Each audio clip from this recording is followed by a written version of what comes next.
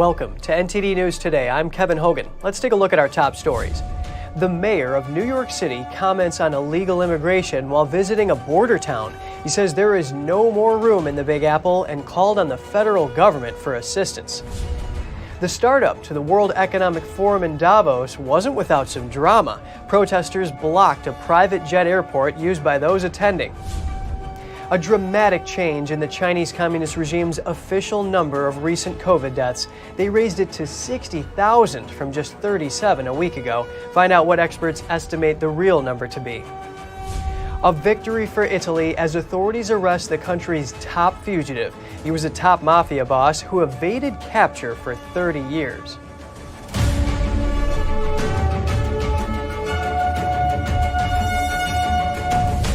The mayor of New York City comments on illegal immigration while visiting the border town of El Paso. He says his city is being undermined by the influx and that there is no more room. Here's the story. New York City Mayor Eric Adams was in the Democrat-led border town of El Paso on Sunday. He said his city has no more room to house illegal immigrants and called on the federal government for help. He told reporters that immigrants are being sent to New York while being given a false impression of the city. There are websites that are advertising that New York City, basically streets are paved with gold, that there's automatic employment, that you're automatically going to be living in a hotel. There's a conversation among those who are asylum seekers and migrants who are given the false impression that if you come to New York City, everything is fine. He praised some El Paso organizations for telling people how the situation in New York City really is. They are truly explaining to people that this is what's happening in New York right now. In New York, you go there, you're going to be living in congregate settings, that there is no more room in New York. That should be coordinated by our national government. Not only done locally here by those NGOs, but it should be done by our national government. That is not happening. Adams' trip to El Paso comes after he said the influx of immigrants could cost the city as much as $2 billion. That's at a time when the city is already facing a major budget shortfall. Last week, the mayor also said the city had submitted an emergency mutual aid request to the state of New York to assist the arriving people. The number of illegal immigrants crossing the border has surged during Biden's first 2 years of presidency. Border Patrol agents made more than 2 million arrests at the southern border in fiscal year 2022. New York is currently housing around 26,000 immigrants.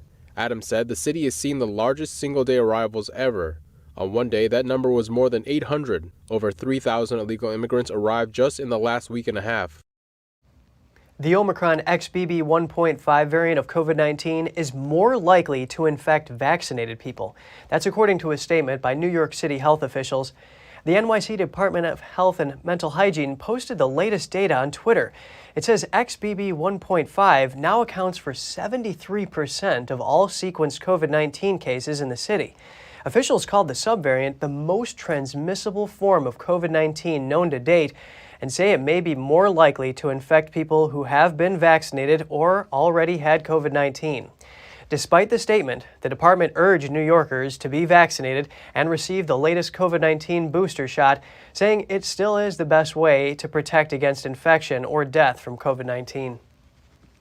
A prominent cardiologist is calling for the suspension of the mRNA COVID vaccination due to fears of cardiac harm. Professor Al Abdul-Gader is the president of the International Congress for Advanced Cardiac Sciences. He is also the founder of the Prince Sultan Cardiac Center in Saudi Arabia. He is joined by British cardiologist Dr. Asim Malhotra, who made the same appeal on BBC. The COVID mRNA vaccines do carry a cardiovascular risk, and I've actually called for the suspension of this pending an inquiry because there's a lot of uncertainty at the moment about what's causing the excess deaths. In view of the cardiovascular complications of this type of vaccination, I think this type of vaccine should be suspended until it is fully investigated. Dr. Malhotra also mentioned the case of his father, who suffered a cardiac arrest at home. The cardiologist says he conducted research on his father's post-mortem. He says the data indicated that the likely cause of his death were the 2 shots of the Pfizer mRNA vaccine. He published his findings in a peer-reviewed journal. He also states that post-COVID vaccine myocarditis is 28 times more common than post-COVID myocarditis. That data is based on a massive Nordic study of 23 million people published in JAMA Cardiology. In more medical news, the Supreme Court has agreed to hear a whistleblower case against 2 pharmacy operators. They're accused of overcharging Medicare and Medicaid for prescription drugs. The case is considered important because it could impact the government's ability to crack down on healthcare fraud. Lawsuits brought by whistleblowers allege Supervalu and Safeway billed the 2 government programs at artificially high rates while charging most paying customers significantly lower prices under discount schemes. By law, they have to charge the programs the same prices they actually make customers pay. The whistleblowers claim the chains knew they were overcharging the government and covered up their pricing policies. The companies claim they shouldn't be held liable because they acted in a responsible manner and didn't knowingly commit fraud. Arizona lawmakers have announced bipartisan legislation that would lower the age to run for office in the state legislature from 25 to 18. The filing of the Arizona Civic Participation Act comes in the wake of a historic turnout of young voters in the 2022 midterms. The legislation aims to boost participation among the young demographic in state politics. Arizona Representative Austin Smith is one of the youngest members of the Arizona State Legislature. He says part of his role is to offer different perspectives on issues affecting people from his generation. In his words, quote, "We have many young emerging state leaders looking to positively impact our communities. Arizona ranks among the states with the highest age requirement for legislative office. The average age of an Arizona lawmaker is 54. But Arizona's most extensive voting demographic is millennials and Gen Zers." Climate activists blocked a private jet airport used by those attending the World Economic Forum today. They're calling for the wealthy to be held accountable for climate and ecological damage. NTD's Daniel Monahan has the story. 15 members of the Debt for Climate movement suspended themselves from a makeshift wooden pole structure as part of their Make Them Pay campaign. No future on a dead planet! They used barrels to block the entrance to the arrivals hall of the private St. Gallen Altenrhein Airport in Switzerland. Change your diet for the climate! Eat the rich!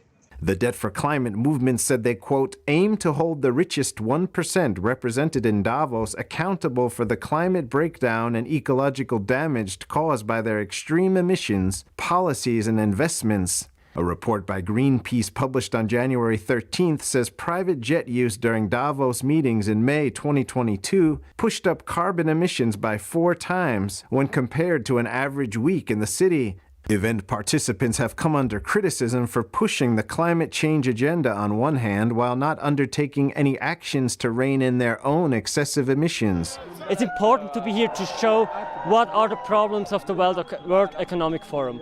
Their demands include that the rich pay their climate debt through the unconditional cancellation of all foreign debts of countries in the global south. They also call for polluters to pay for the loss and damage they have caused in the countries most affected by the so-called climate crisis. Major energy firms including BP, Chevron, and Saudi Aramco are among the 1,500 business leaders gathering for the annual meeting in the Swiss resort. We see that the WEF is inviting a lot of companies that are doing harm. One of the items on the agenda will be the shift to renewable energy. Author Michael Schellenberger criticized renewables for the amount of land they require. So just on average, it takes 300 to 400 times more land to generate the same amount of electricity from a solar farm as it does from a nuclear power plant or a natural gas plant. Schellenberger says he jokes that there's nobody more alienated from the natural world than environmentalists. So environmentalism is really just a kind of upper middle class fantasy of a future reality. It's sometimes compared to a kind of new socialism. I think there's some of that. The annual meeting of global business and political leaders is scheduled to end on January 20th. Daniel Monahan, NTD News. Over in Nepal, authorities have found the black boxes of the aircraft that crashed on Sunday. 70 people are confirmed dead, with 2 still missing.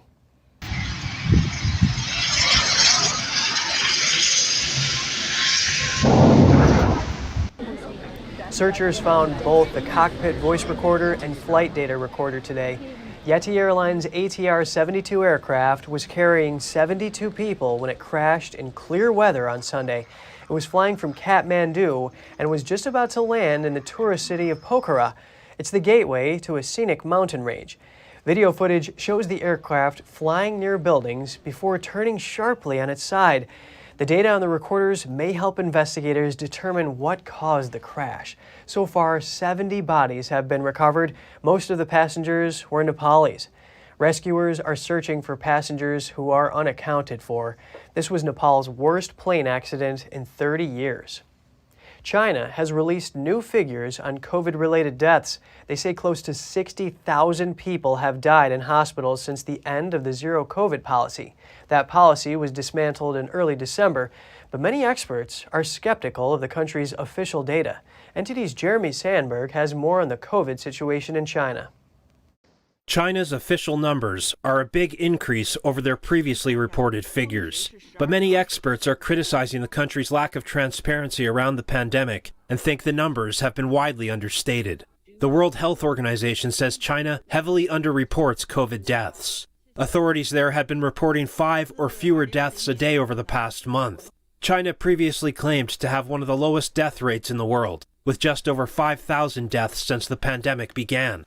These figures are inconsistent with the long lines seen at funeral homes and body bags seen leaving crowded hospitals. It's also a stark contrast to the U.S., where the numbers are 800 times higher. China recently changed the way it records COVID-related deaths to include only those that die from respiratory failure or pneumonia after testing positive. Airfinity, a UK-based health analytics company, estimates new cases to be around 3 million a day and close to 20,000 deaths every day. It estimates China has had over 44 million cases since December 1st. They say China likely saw its first peak of new infections last week, with around 3.7 million cases in one day. The company expects daily deaths to reach 25,000 in the coming weeks. Airfinity says it bases its estimates on data from China's regional provinces before the recent changes to China's reporting system. The analytics company combines this data with case growth rates from countries with strict lockdown measures, like Hong Kong and Japan when they first lifted restrictions. A second peak is expected in early March, with daily cases predicted to climb to 4.2 million a day. A study by Peking University found some 900 million people in China have been infected. That would mean 64% of the country's population have carried or are carrying the virus. Jeremy Sandberg, NTD News. A health official in China's central Henan region says nearly 90% of the population there has had COVID. The upcoming Lunar New Year is expected to add to the spread. Many people travel to visit family during the holiday. And coming up, a London police officer pleads guilty to multiple charges of rape. The police force is vowing to purge corrupt officers.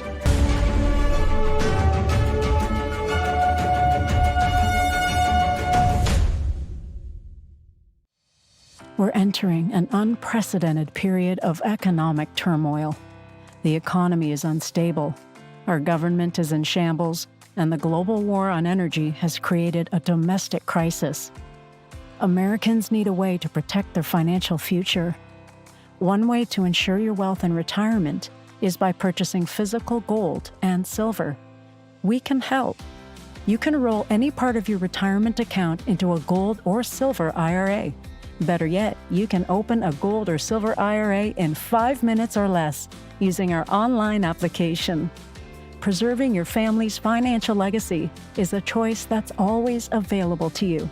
And when you're ready, we're here to help. Call us and speak to one of our IRA professionals. Let's build your financial legacy together. GSI Exchange, wealth for generations to come.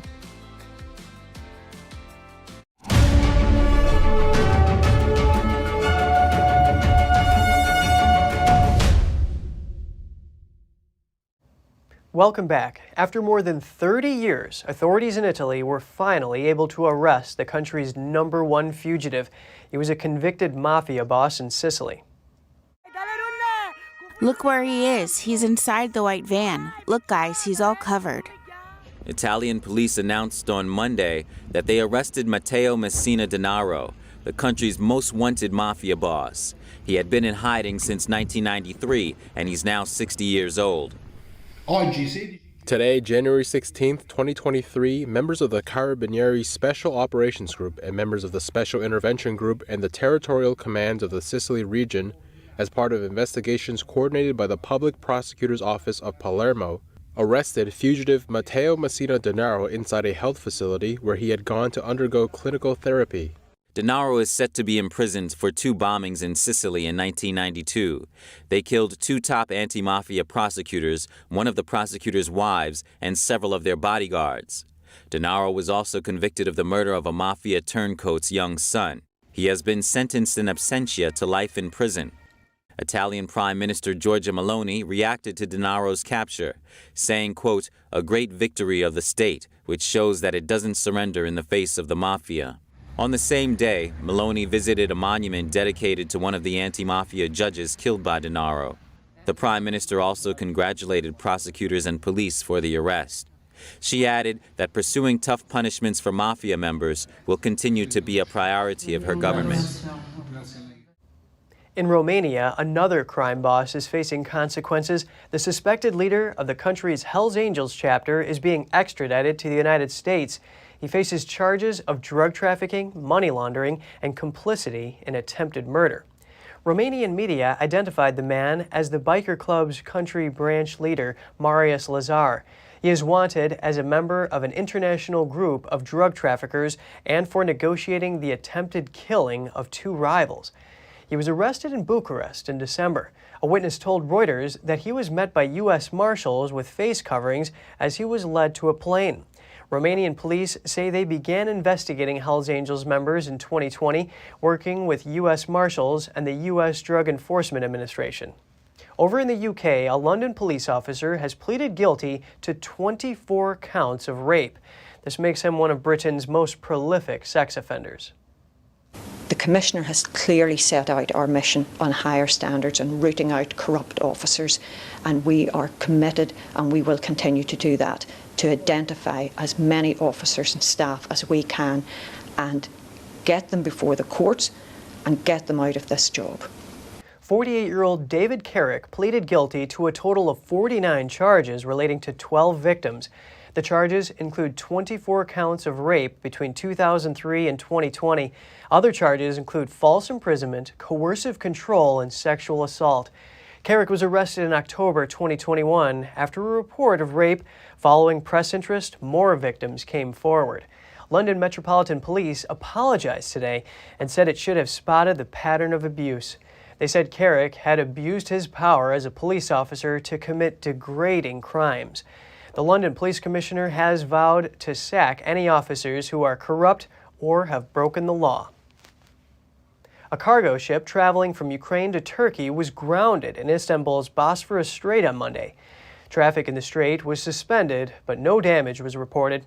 Several tugboats and other vessels assisted the ship to pull its bow off the ground.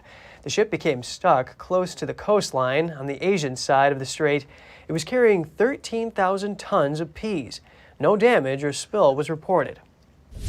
And just ahead, competitors in a Washington town race each other in outhouses converted into sleds. The event brings rural communities together during the dark days of winter. And a vineyard in South Africa uses an army of ducks to keep its plants free of pests. The ducks love to eat problematic snails. We'll have that and more when we return.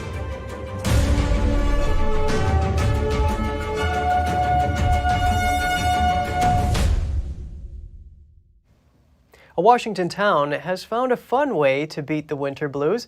They strapped skis to outhouses and raced each other during an annual fun run on Saturday. NTD's Andrew Thomas has more on the winter tradition. Get your bumpers over to the hall. Jacob Bill is an outhouse racing official and board member of the Conconnelly Chamber of Commerce. He says the competition goes back decades. This is our 42nd year doing the outhouse races here. It's just something my grandma and a few other of the chamber members 42 years ago, they seen a race over in Idaho and decided that would be kind of a cool thing to do here.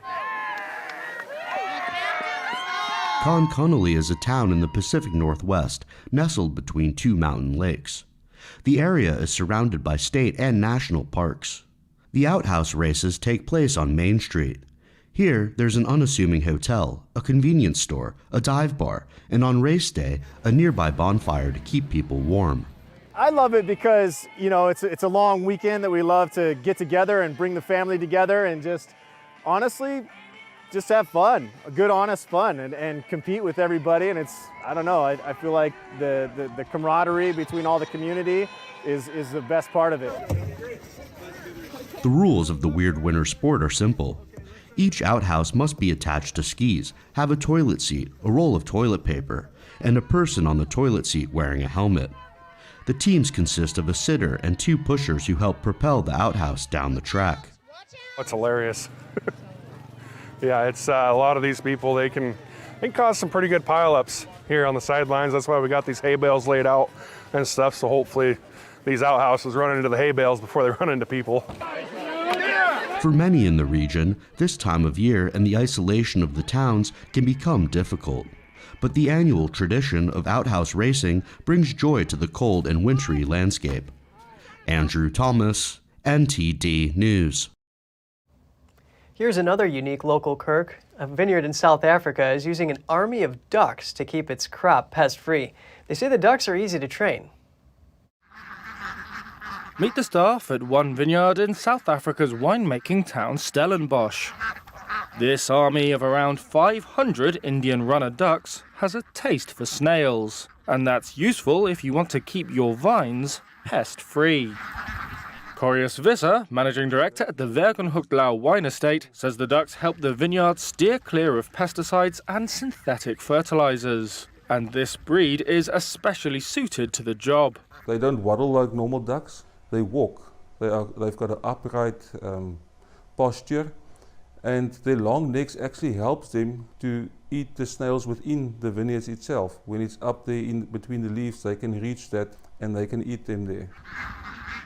As well as natural pest control, the ducks also provide entertainment for tourists like Merle Holdsworth. It's amazing how they behave themselves, walk in the row, and it's like they're in the army or whatever. Yeah, no. Visser says Indian runner ducks are very trainable and soon get into their routine. They know their way, he says, back to the paddocks each evening, where they get additional bird food.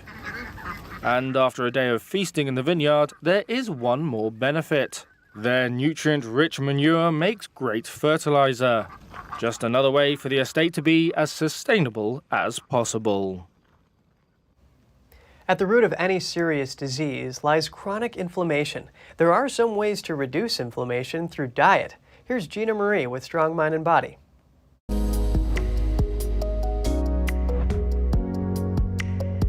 There's a common denominator for most common chronic illnesses: inflammation.